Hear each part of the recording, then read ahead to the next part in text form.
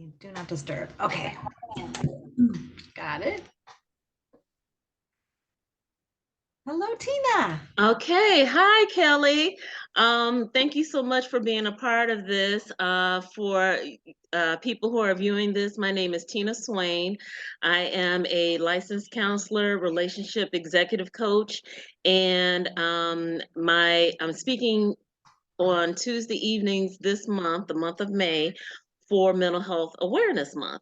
And actually, this first week of May is National Small Business Week. And so, in honor of both of those, I wanted to speak with my dear friend Kelly Palante, and we are going to discuss workplace and mental health. So, Kelly, just if you could give a quick introduction of yourself, that'll be great. Yes, hi, my name is Kelly Palante. I'm a senior HR consultant. I've been in the HR industry for 20 plus years now, and I am SHRM certified. And I also have a SHRM workplace mental health ally certification, which is a newer one for them. We've really started to embrace the mental health awareness and mental health policies and best practices under the HR umbrella, which leads me to where I am today in my own consulting practice. I am actually head of the company is called Mentally Fit Workplaces, and that's because I really focus on bringing mental health awareness to organizations, not only just the employee well-being side, so giving resources to employees, but also giving leadership's training on how to support individuals with mental health, and then policies that can support those too. I try to think about if we think about the physical safety policies we have in the company, it's the same thing for mental health policies. Absolutely. Thank you so much, Kelly. So, what you and I were speaking about, and uh, I want us to touch on a couple of the points this call, and then when we speak again at the end of the month, we can touch on the rest of them. So, Kelly and I have been speaking about Mhm. the U.S. Surgeon General's call for mental health policies in the workplace. And with that, I mean, he's got a strict 5 point guideline that he is encouraging companies and organizations to adopt so that they can be of better service to even their employees. You know, we think about employees being of service to the company, but no, actually, the company can be of service to the employees as well. So, what I wanted to do, and I'm gonna see if I can get this going, I wanted to share my screen and I'll pull up the first couple of things and we can discuss those, and then we can discuss a little bit more, in depth, and we'll just see how it goes. This is our first one, and this is my Okay. first one All for Mental Health Awareness Month, and Kelly is my first guest, so we're trying to figure some things out. right. We tried yesterday to do a trial run on Instagram Live and Facebook Live, and it did not work. So that is why I'm doing the Zoom recording now. So, all right, so let me share my screen and find that that I was looking at. Let's see if this is it. Hopefully so. Okay, great. All right, so the first topic I want us to get to is this, Kelly. I'm unable to see it. You're I'm unable unable to to see see it? it. It does say no, it there. Okay, there it is. Sorry, it You got popped it? in. Okay. There we go. Yep. Okay. Okay. Okay. Hopefully it's everything is being recorded as well. So hopefully even viewers can see it. So again, this is the Surgeon General's priorities for the workplace, and this is the landscape for the United States current workplace. And I just found this incredibly interesting and surprising. It says recent surveys suggest 76%, excuse me, of US workers reported at least one symptom of a mental health condition. That's a lot of people, 76%. 84% of respondents said their workplace conditions had contributed to at least one mental health challenge. And then 81% of Also very high. yes, very, high. very high, very high. And then 81% of workers reported that they will be looking for workplaces that support mental health in the future. So I found this quite interesting, Kelly, because I mean, I've already known because of my background the importance of having good mental health individually, you know, just individual people. But I've also known it in regards to the workplace, because just think about it. A lot of times when people have those bad encounters at work, a lot of it is stemming from their mental health, you know, and it can even be something as small as work, well, it's not small, but workplace bullying, you know, or you, not even bullying, if you just can't get along with your coworkers or what have you, don't have that good communication among department heads and what have you, to the point where someone comes in and actually wants to cause harm to their colleagues. So yeah, Well, what an easy one Mhm. an easy one, which is really micromanagement, right? That is essentially is a form of bullying in the workplace. And even though it is really a common management practice of many leaders, it has really damaging effects on mental health. It causes anxiety, it causes depression, it causes people to have physical side effects. When you know that someone's constantly over your shoulder, constantly criticizing your work, questioning how you perform your work, that's going to cause a physical reaction, whether that's a stomach, you know, I always say a headache. I mean, there's things that will manifest too. And then what that leads to is what we, you know, absenteeism, right? So then you don't come to work either because you physically don't feel well or you just mentally sometimes can't make it to work. And so, yeah, there's a lot of reasons to really bring attention to a lot of these, what they call psychosocial hazards, you know, like this, workplace bullying, like micromanagement, that really can have long-term, you know, impact. And I think what you're, you know, right too, is that, you know, a lot of times in the past, we've thought about, you know, individuals having their own, being responsible for their own well-being and being responsible for their own resilience and making sure that their mental health is good. And that is still true. But what my perspective is that you really need to have that hand in hand with the organization. If you give somebody a hard hat and then send them into a building that the bricks continue to fall on their head, how good is that hard hat? And I always think about that when they say, you know, organizations say, well, we have an EAP, and an employee assistance program is great. It's a great resource, it's a great tool, but it is not the solution. It is really, you know, obviously really kind of treating a symptom, right, to a bigger problem. Oh my goodness, Kelly, I like the points that you mentioned. The micromanaging piece, so many people think that that should not be a big issue, but people who have micromanagers, who they have the boss that's constantly either over their shoulder. A lot of us are working from home now, so maybe the person's not physically over your shoulder, but they're constantly sending you Right. emails. Did you do this? Did you do that? Did you do the other? And they're kind of not even allowing you the opportunity for you to do your job the way that you would do it, and you would do it well, but they're constantly kind of nitpicking. And then, like you said, it gives the person headaches, it makes their stomach kind of ball up or what have you. So I'm glad that you even mentioned something that seems small, you know, even the name micro seems small, but it's not. The Right. impact and the effects that it has on people can be tremendous. And then the when you just mentioned about EAP, I kind of chuckled because I was thinking about this yesterday. A lot of workplaces feel, hey, we have a EAP source. We're set. We're wonderful. You know, you just go to them and everything's great. But I was thinking, what about the people who don't want to go through their company to go to an EAP person Right. because they're afraid that their HR department will know that they're going to the EAP provider? That's one thing.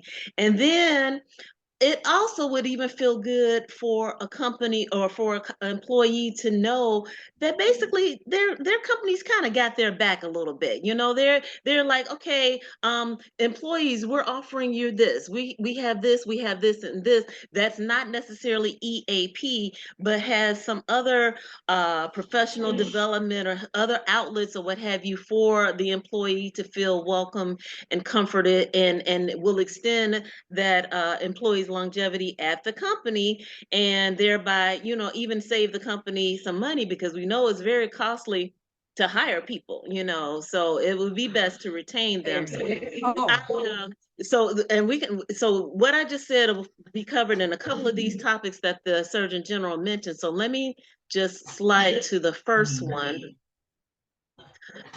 where he speaks. Oh, I wanted to show basically hit the diagram here, where it's 5 different areas, people, that the Surgeon General wants companies to cover and to support their employees in. So it is protection from harm, community connection and community, work-life harmony, mattering at work, and opportunity for growth.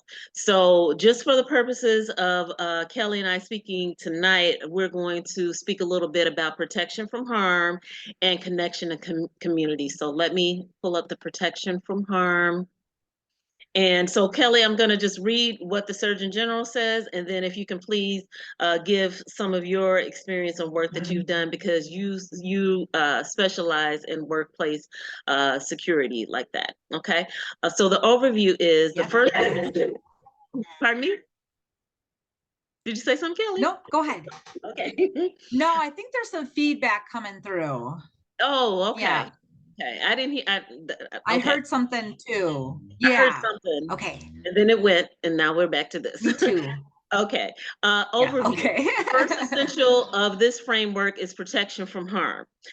Creating the conditions for physical and psychological safety is a critical foundation for ensuring workplace mental health and well-being. This essential rests on 2 human needs: safety and security. The human needs: safety is protecting all workers from physical and non-physical harm, and including injury, illness, discrimination, bullying, and harassment. Okay, those are the safety concerns. And then security is ensuring all workers feel secure financially and in their job future. So those, I mean, this is just the tip of the iceberg of what the Surgeon General is recommending. So this is just the beginning. So Kelly, if you can, you know, tell us a little bit about what your experience is in these specific areas. Oh, yes, definitely. Well, I'll back up just a little bit and say, you know, I really started to delve into this area in 2020. I, like many other HR professionals, were feeling not only the burnout in the profession, but also I had a lot of people come to me with mental health issues because of the environment we were in, the pandemic. And so this really got me to explore more, you know, how can an organization make impact? There are other countries right now where this is regulated, where you have to have mental health safety policies and protections. So, like for instance, like Canada and Australia, businesses are regulated under this. What I found interesting about what the U.S. Surgeon General put out, and he put this out in October of last year of 2022, is that he also tied the human needs, which, if you are familiar with Maslow's hierarchy, this is very similar to that. You know, our basic human needs are safety and security.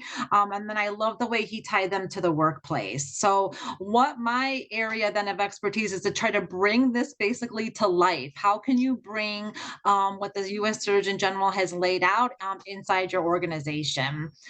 So, first of all, security. You know, one of the things that he mentions, we just talked about, was letting people know about the resources in your organization. So, you know, you have to feel secure that when something happens, that you can go to that resource. I read a study one time that only 36% of people inside organizations even know that the EAP exists. So it's kind of one of those hidden benefits that even if they wanted to use it, they don't, they don't even know it's there. Two, the other thing that you mentioned as well is that you have to have first of all, you can't have a toxic workplace. You really have to have a psychologically safe workplace where people feel even comfortable to reach out to those resources and ask for them. Because if they're asking their manager for, how can I get help on, some mental health issues, the instant response right now, because of how we are so stigmatized against mental health inside the workplace, is to fear retaliation, which is really the definition of psychological safety, is that you shouldn't have that fear, right?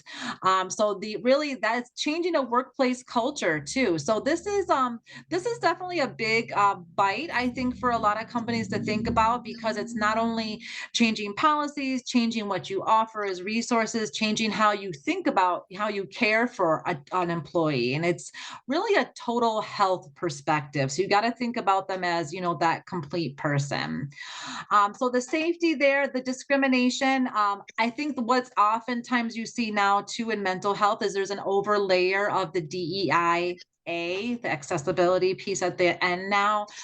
There's definitely, I see a lot of synergy there. You can't have one without the other. You can't have a diverse, inclusive environment and not have it be safe, psychologically safe and mentally healthy. So those do definitely overlap. When he talks about security here, it's interesting because it's not only feeling secure, he mentions financially, that's actually really tied to pay equity as well. So not only do you feel that you're going to have a job in the future, but how that by how transparent your organization is. So we see a lot of HR policies and employment laws pushing toward organizations posting salary ranges on job positions right now. When they post, they've got to have more transparency about pay, because that's what really leads to that equity too. So I like that piece, how he tied in the security and the pay piece as well. When you just mentioned DEIA, that's diversity, equity, inclusion, and accessibility. Right? Yes. And the accessibility being the part, like you were saying, as far as some companies having EAP providers, but a lot of employees not being aware that they have this benefit within their employment package. So okay, so I just wanted people to be clear of what the DEIA is. Yeah. And then you had mentioned something else, and let me see if it's going to come back to me. I know I kind of went through a lot. Yeah,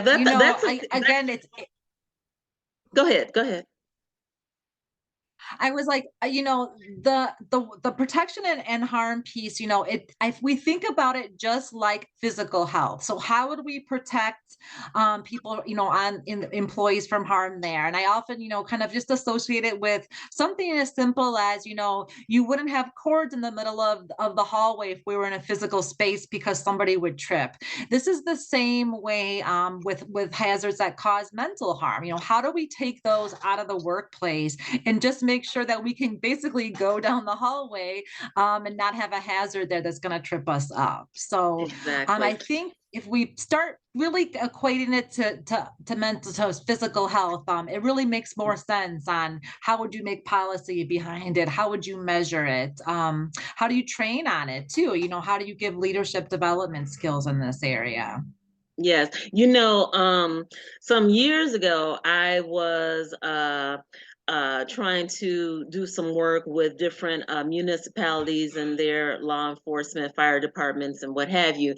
And I kept being met with, because I was coming in talking to, explaining to them the benefits of having a mental health piece within their trainings, and just so for the workers to be more aware and what have you before it got to some extreme. And but that was several years ago. And what I noticed and what I was pleased to see is that unfortunately, since the pandemic, unfortunately, there had to be a pandemic for the recognition and the respect and the observation of mental health to come to the light and the forefront as it has. I am very happy to see that a lot of businesses now are taking that on, and they are realizing the importance of it, and how like I said at the beginning, it's an individual personal concern, but then it also involves all of us at the same time. So I just wanted to mention that. Okay, let me go to the Surgeon General's next point, and that is community, or rather connection and community. So I'm going to read that a bit and we'll discuss that. The second essential of the framework is connection and community. Fostering positive social interactions and relationships in the workplace supports worker well-being. This essential rests on two human needs: social support and belonging. Human needs: social support is having the networks and relationships that can offer physical and psychological help and can mitigate feelings of loneliness and isolation. Belonging is the feeling of being an accepted member of a group. These are so very important. And when I had read the part about the social support earlier, the example that came to mind was a while ago, years ago. I was watching one of these shows, Dateline or 2020. I get into these shows, and the lady had been experiencing domestic violence, and she thankfully she wasn't killed, but it was hard to the lady herself didn't have documentation or proof or anything of the violence she was suffering, but her friend at work kept documentation of what her friend had been telling her, and they were able to go after the person, the abuser or what have you, because of the documentation written. Maybe she may have taken pictures. I don't remember all what the friend at work had done, but the lady at work had everything together, whereas the person the victim really had nothing. But because of her friend, they were able to go after the abuser. So a lot of times people think, especially people going in the office, they like, hey, I'm just here, I'm just working, I'm just here. And a lot of people, I've heard people say, I'm not here to make friends, I'm just coming here to do my job and go home. And I'm like, okay, that's all well and good, but if an emergency were to occur in that workplace, you'd want to be able to, think that this person may have your back to a degree. It doesn't even have to be somebody coming in and doing harm to the people, but if you were to fall out at work, you faint, you collapse, or what have you, you would like to think, okay, they're not going to just leave me lying in the middle of the break room, sprawled out. Right. Somebody's going to call 911 or something, hopefully there'll be some help. So I just think that it's good that even the Surgeon General is pointing out the importance of having the social support at your workplace, and for people to have that sense of belonging is major. Because I was watching a show even earlier today. The Surgeon General was on there, and he was talking about loneliness. Like there's a loneliness epidemic, and for people to have a work environment where they feel some belongingness, even if you're working from home, if there's I've seen work, companies have their whatever, they might have a theme virtual party, or now, most people or companies are letting employees back into the office, even if it's 1 or 2 days a week. They'll have something special, because again, these companies are starting to recognize the importance of their human capital. So this point that the Surgeon General is making is so very key. What do you think about it?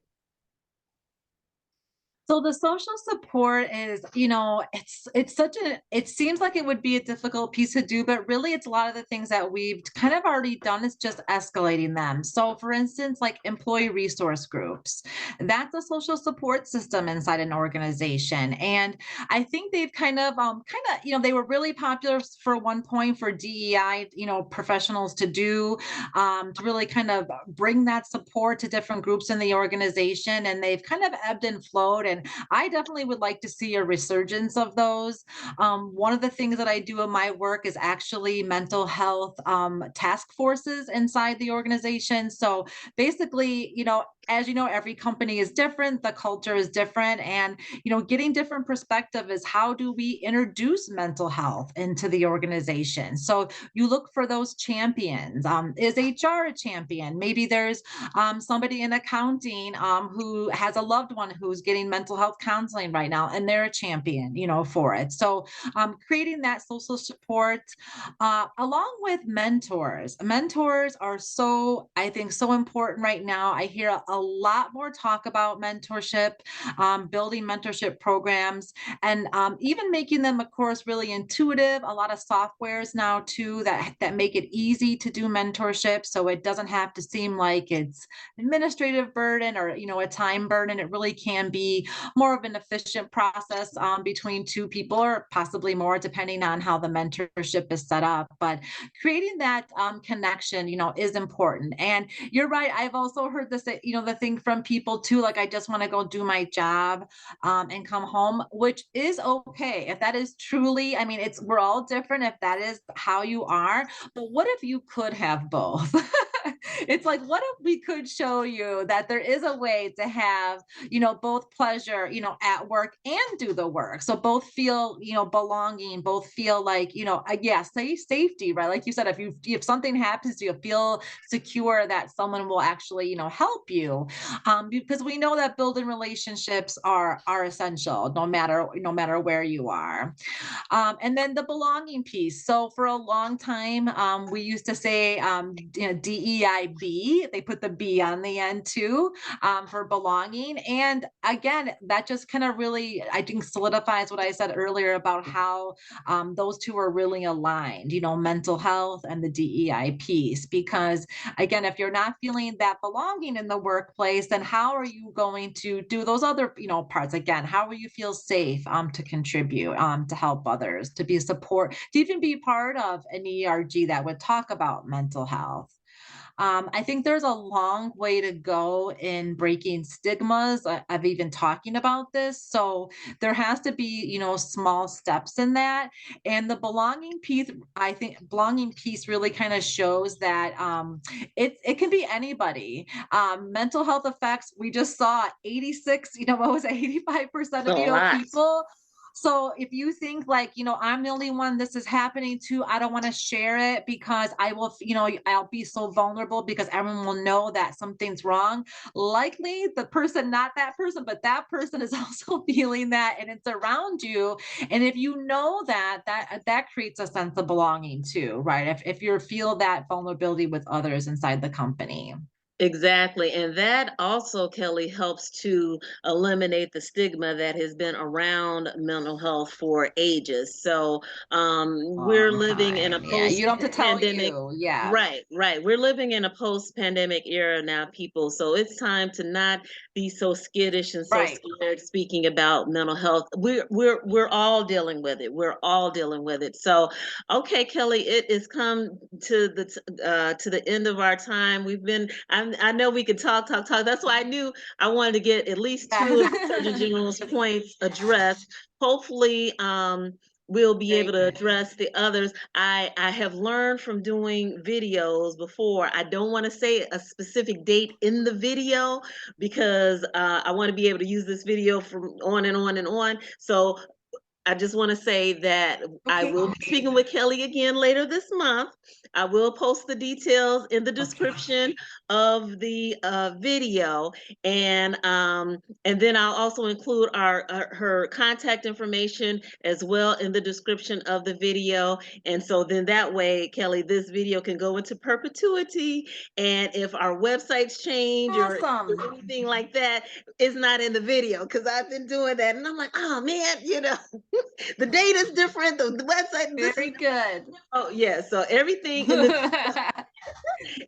Nice. video is still true and can continue on. And I'll give the specifics in the description. Kelly, thank you so much for joining me here as in speaking about workplace and mental health for this Mental Health Awareness Month 2023. And dang it, I did it. After I did all that talking, I did it anyway. Okay. You Put can the edit that out. That's at the end. I was so close, We but got anyway. Okay, it's Okay, okay. Anyway, thank whatever. you. It's still going to continue for years and years, because I'll probably play this video for years and years every Mental Health Awareness Month, and then also for the first week of May being National Small Business Week as well. So thank you so much. I'm going to end the call before I say some other stuff that I did not mean to say in the video. But thank you, and All right. I'm going to end it now, and I'm going to call you in a few Okay. minutes just so we could talk about this real quick. All right? Thanks Okay, again. thank you. You are Bye-bye. welcome. Bye-bye. Let's see. Oh, okay. Bye-bye. End it.